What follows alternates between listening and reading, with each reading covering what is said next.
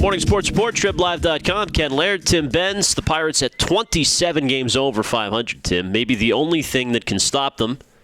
Scrub teams throwing 97 or 98 high and tight in the 7th and 8th innings in meaningless games to their respective clubs. Those Marlins pitchers were even more erratic than the Dow.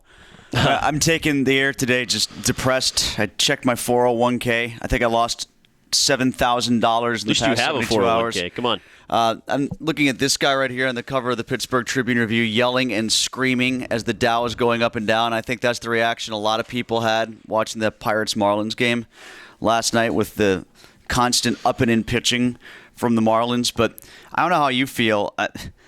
If the roles were reversed, would the local Pirate announcers on the game broadcast last night be calling for Jared Hughes to be thrown out of the game?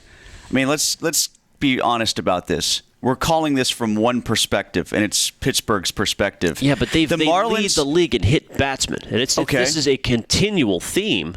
Like, eventually, you burn your hand on the stove enough here, you start to react to it. Or as a broadcaster.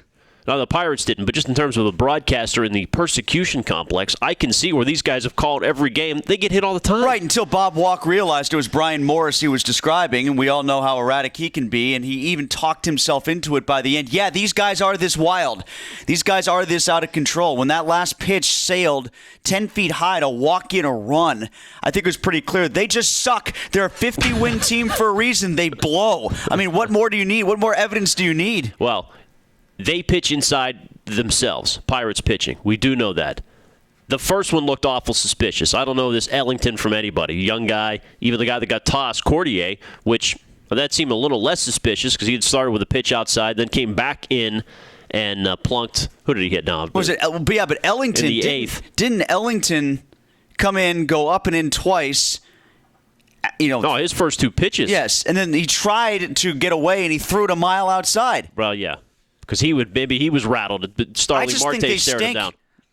I mean, maybe there was intent for, Cordier, whatever his name was, when he came in. I would suggest there was intent there, but I think that Ellington kid was just completely lost. And I know Brian Morris isn't any good. Well, this is just concern. I mean, they're not much to pick at. This team's on a roll right now, and they're staying in the National League Central hunt. But last year, McCutchen got plunked in Arizona against a bad Diamondbacks team at the time.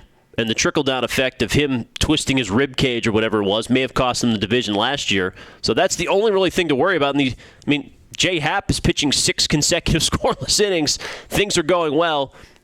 You play scrub teams, though. Weird things seem to happen to the Pirates. Oh, of course. That's definitely going to happen. It's like, you go to pick up basketball game for crying out loud, and you can have 3 really good players, but if the other 5 that you're playing against muck up the game and grab people and hold people and run into people and foul people, the game's going to look ugly no matter how much better you are. Yeah. Then you are supposed to still rise to the top, and usually you end up winning 11-3 or something like that, and then you stay on the court and they go home. But along the way, somebody could get smacked in the face, break a nose, or turn an ankle because they're such hacks. I think that's what you saw last night in Miami. Maybe see it for the rest of the week. We'll be on it here at TribLIVE Radio and TribLIVE.com.